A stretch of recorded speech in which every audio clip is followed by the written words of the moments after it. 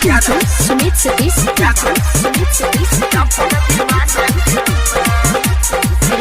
अभी आप सुन रहे हैं केनवानी के माँ दुर्गा म्यूजिक प्रस्तुति।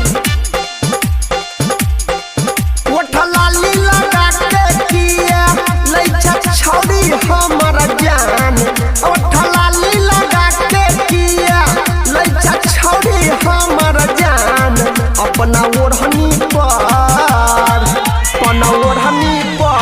लिखै करे जागे अपन दीवाना के नाम अपना ओढ़नी पर लिखै करे जागे अपन दीवाना के नाम ओठलाली लगा के किया लइका छौड़ी हमर जान अपना ओढ़नी पर लिखै करे जागे अपन दीवाना के नाम अपना ओढ़नी पर लिखै करे जागे अपन दीवाना के नाम।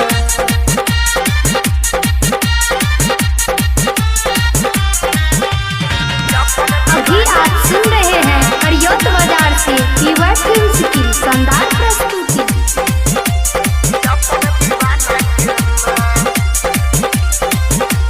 चेहरा तो हर चमको देना पूर्णिमा के जान गे हमरे ला तोरा बनल को भगवान गे चेहरा तो हर चमको देना पूर्णिमा के जान गे हमरे ला तोरा बनल को भगवान गे कते रूप के करियो बखान सुनाई गे जान कते रूप के करियो बखान सुनाई है गे जान अपना ओढ़नी पर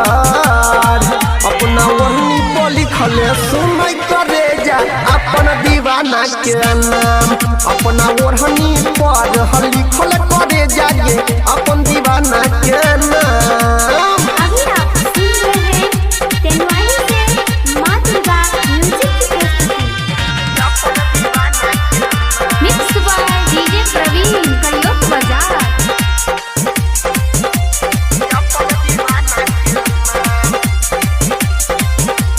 कारी ड्रेस में निकल लागे छै मानसो निकले छै हीरा जेना कोयला के खानसो कारी ड्रेस में निकल लागे छै मानसो निकले छै हीरा जेना कोयला के खानसो